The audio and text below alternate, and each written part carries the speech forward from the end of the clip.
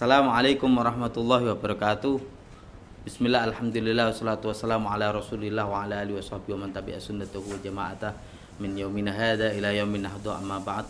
Para pemirsa yang dimuliakan Allah Subhanahu wa taala, bertemu kembali pada sore hari ini dengan saya Muhammad Saiful di YouTube Ma'arif NU Jateng. Di hari yang ketujuh saya masih setia menemani para pemirsa menjelang buka puasa. Pada kesempatan kali ini saya akan membahas tema terkait dengan orang tua Nabi di akhirat nanti, orang tua baginda Nabi Muhammad. Karena ada sebagian ceramah dari ustadz-ustadz mungkin di YouTube itu sudah banyak beredar yang mengatakan bahwa orang tua Kanjeng Nabi berada di neraka. Ini kalau menurut saya, sebelum saya menjelaskan dalil-dalilnya, ini su'ul adab menurut saya. Orang tua Nabi dianggap mlebu neraka jal. Bayangke, seandainya bayangke orang tua kita dikonokno piye jal. Ada beberapa hadis memang, tapi mereka harus memahaminya sebenarnya hadis itu.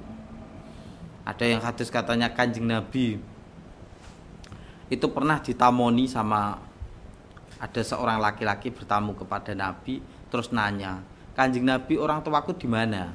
Ayahku di mana? Gitu. Terus Nabi menjawab, ayahmu di neraka. Setelah laki-laki itu balik badan, ya terus pergi, Kanjeng Nabi memanggilnya lagi dan memberikan penjelasan gini, ayahku dan ayahmu sama-sama di neraka. Nah, memahami hadis itu mereka akhirnya nganggepe bapaknya Kanjeng Nabi berarti ning neraka. Ya. Mereka lupa di Al-Quran surat Al-An'am ayat 74 itu ada penjelasan wa idz qala Ibrahimu li abihi azara atattakhidu asnaman aliha. Nabi Ibrahim pernah berkata kepada bapaknya Azar. Di situ kan itu. Azar.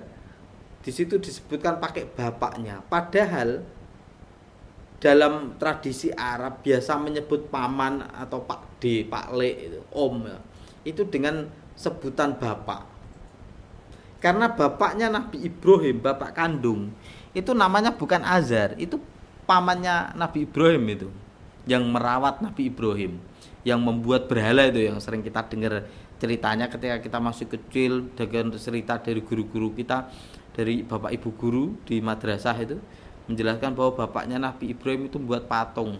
Itu sebenarnya bukan bapak kandung, itu paman.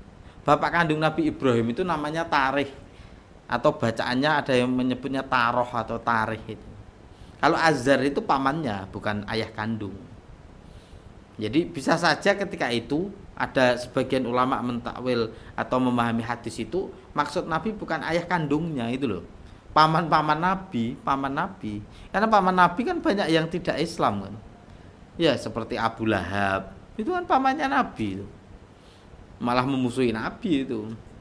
Nah, bisa saja itu kalau memahami hadis itu. Tapi sebenarnya ada dalil yang sangat jelas sekali, yaitu bahwa orang tua Nabi itu hidupnya di zaman fatrah namanya.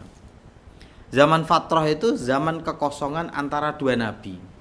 Jadi jaraknya antara Nabi Isa dengan diutusnya Kanjeng Nabi itu kan sampai ratusan tahun.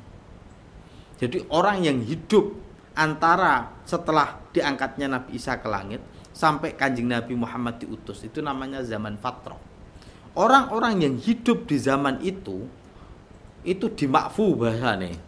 Walaupun seandainya dia musyrik, dia nyembah berhala, dia kafir atau apa, itu tetap dimakfu, tidak dosa. Di Al-Quran itu banyak menyebutkan ayat-ayat terkait itu. Di antaranya surat Al-Maidah itu ayat 19 ada, ya ahlal kitab qad ja'akum rasuluna yubayyinu lakum ala fatratim minar rusul. Ala fatrah, bahasanya fatrah ini.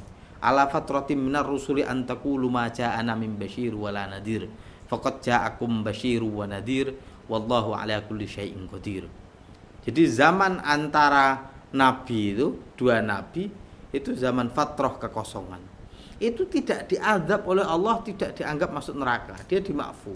Di surat Al-Isra ayat 15 Allah berfirman, wa ma kunna mu'adzibina hatta nab'atsa rasula. Jadi kita tidak akan mengadab mereka, ya kan? Tidak akan mengadab mereka sampai nab'atha rasulah, sampai diutus seorang rasul. Jadi ketika belum ada utusan rasul, ya kan, tidak ada dakwah untuk mereka, itu dimakfu, tidak dosa. Ya kan? Tidak dosa, tidak dihitung bahwa itu dosa, itu dimakfu. Jadi orang-orang yang hidup sebelum Kanjeng Nabi Muhammad diutus, ya, dan setelah Nabi Isa diangkat itu kan, zaman itu fatrah, itu dimakfu semuanya. Jadi termasuk bapaknya Nabi, ibunya Kanjeng Nabi, mbahnya Kanjeng Nabi, dan orang-orang yang hidup di zaman itu. Beda lagi kalau sudah diutusnya Kanjeng Nabi Muhammad kok nggak mau iman, ya itu beda lagi. Itu bukan fatrah namanya. Sudah menyaksikan bertemu Nabi. Seperti juga kalau dimakfu, kalau dalam bab fikih adalah orang itu bisa beralasan ketika ada hukum fikih, saya nggak bisa sholat kok, itu bisa dimakfu, ya kan?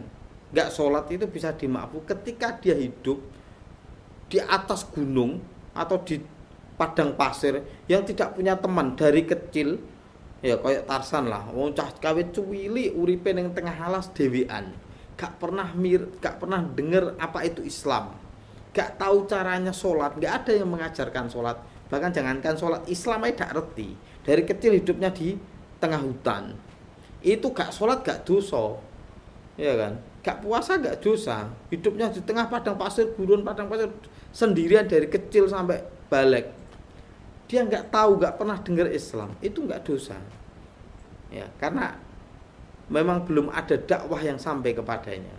Beda lagi kalau hidupnya sudah di daerah kayak kita gini, ya kanan kiri yo akeh kiai, akeh ustadz, ya kan, tapi nggak mau ngaji, terus alasannya saya nggak tahu, itu beda lagi, beda kasus itu.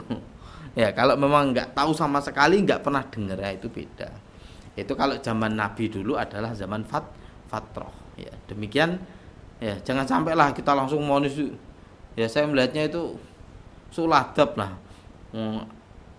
Orang tuanya Nabi dianggap masuk neraka. Yang kita kalau kita pernah dengar cerita itu anaknya Abu Lahab yang namanya Darroh itu. Ya, ketika Darroh itu Islam, ya. Putrinya Abu Lahab. Abu Lahab yang kafir yang dipasti di Al-Qur'an itu ketika sholat, sahabat itu ada sholat ngimami, kalau makmumnya Darroh mocone surat Al-Lahab, itu Darroh sampai tersinggung dan mengadu kepada Nabi. Itu pun Nabi ngendikannya apa? Darroh itu keponakan saya, keluarga saya yang menyakiti keluarga saya berarti menyakiti saya. Itu baru keponakan, apalagi orang tua Nabi. Bayangkan, itu orang tua Nabi, iya kan? Terus kaya kok terus dipesti ning neraka, kaya disumpahi ning neraka kan. Kacau itu, ya. Semoga kita terjaga lah, ya, jaga adab kita, gimana kita mau mendapatkan syafaatnya Nabi, cintanya Nabi, tapi orang-orang yang dicintai Nabi malah buat anggap mlebu neraka, ya. Ya, naudzubillah min dalik. Demikian dari saya, cukup sekian, semoga bermanfaat. Akhirul kalam, Allahumma fiqh ila aqwamit thoriq. Wassalamualaikum warahmatullahi wabarakatuh.